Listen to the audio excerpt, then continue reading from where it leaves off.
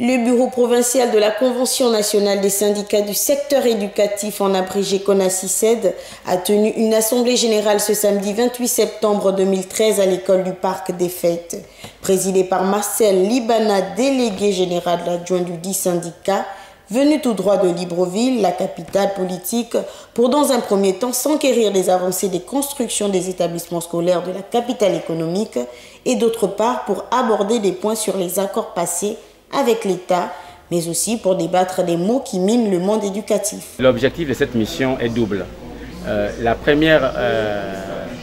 premier objectif est de faire le point avec les camarades des négociations que nous avons avec le gouvernement, de faire le point de la grève. Vous savez que depuis le 23 septembre 2013, la CONACYSED a lancé son mouvement de grève en raison des promesses non tenues du président de la République, des promesses non tenues du gouvernement. Donc il fallait faire avec les camarades ce point.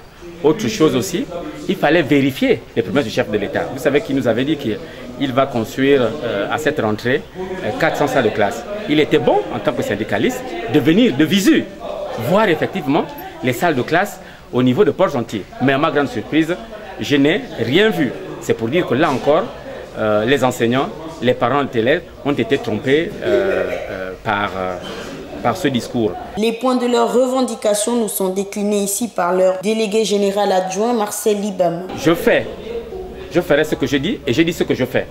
Mais sur le terrain, on a l'impression que il dit ce qu'il ne fait pas et il fait ce qu'il ne dit pas. Donc, toute chose qui m'amène à reconforter les camarades, parce que je sais, ils m'ont affirmé que le mouvement de grève est bien suivi à Port-Gentil. Nous sommes dans une école et j'ai fait un peu le tour des salles de classe. J'ai vu que ce sont les classes n'ont jamais été occupées par les enseignants.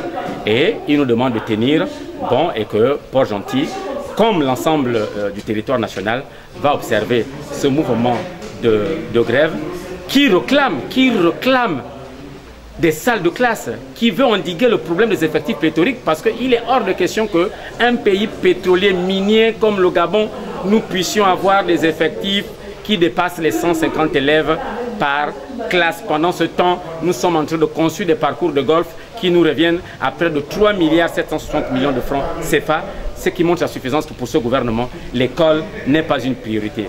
Vivement que ce énième mouvement de grève ait un écho favorable auprès du gouvernement afin que les élèves regagnent leur salle de classe dans les jours qui suivent en toute quiétude.